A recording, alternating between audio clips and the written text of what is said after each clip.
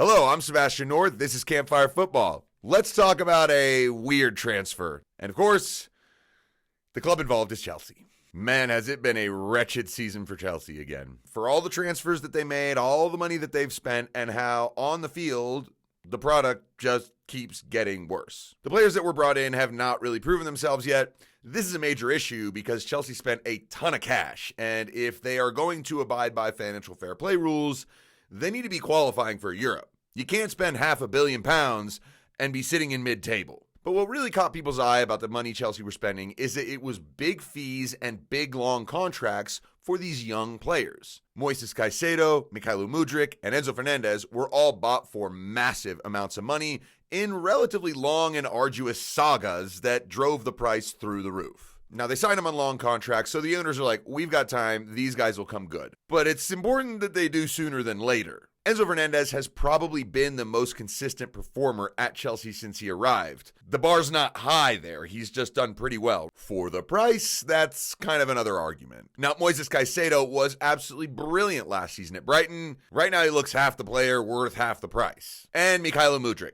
who still kind of looks like a nervous, scared teenager who in one moment could score a fantastic goal, and then the next week he could miss a tap-in. And there is one transfer in all this that is the most bizarre, and that is Romeo Lavia, who was bought for £52 million from Southampton, and he's got 0 minutes so far. Now, I know he had an ankle injury when he was brought in and had a major setback a couple months ago, so he has not been able to play or be involved in the team. But to me, what is bizarre is that Chelsea came to the decision that they would need to spend that kind of money on that player. So let's go back a little bit. Romeo Lavia, he is a young Belgian international. He does have a cap for the senior team. Now, when he's 16 years old, Romeo Lavia left Anderlecht in Belgium, went to Manchester City, and spent 2 years there in their academy and developmental system. Eventually, he decided he wanted first-team football. Obviously, it's not going to happen very soon at City, so he decided to go to Southampton.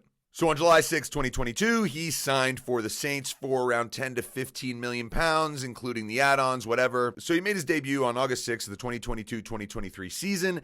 And then on August 30th, Southampton hosted Thomas Tuchel's Chelsea at the time, and Romeo Lavia scored in a 2-1 victory for the Saints. Now, this is August 30th. So the following day was actually the last day of the transfer window, and there were rumors and news flying around that Chelsea were trying to sign Romeo Lavia just 2 months after he had been brought in by Southampton.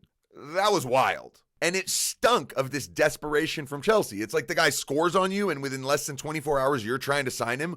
Why didn't you pick him up 2 months ago if you knew who he was and how good he is? It's kind of like when Mo Salah played for Basel and he scored twice in the Champions League against Chelsea, and Mourinho just raised his eyebrows, and then they brought him in just a few months later. Now, obviously, the deal didn't go through at the time, and Romeo Lavia spent the whole season at Southampton. He played pretty well, he impressed in a lot of games, but he played for Southampton, a team that finished bottom, and basically playing well for them as a young player, not that difficult. You just have to show up every week. And if you do well, the likelihood that you'll get picked up by another club after you get relegated is high. So there was no reason for him to not just play freely. He played 34 games, 29 in the league, 2 appearances in the FA Cup, 3 appearances in the EFL Cup, and overall, he scored 1 goal.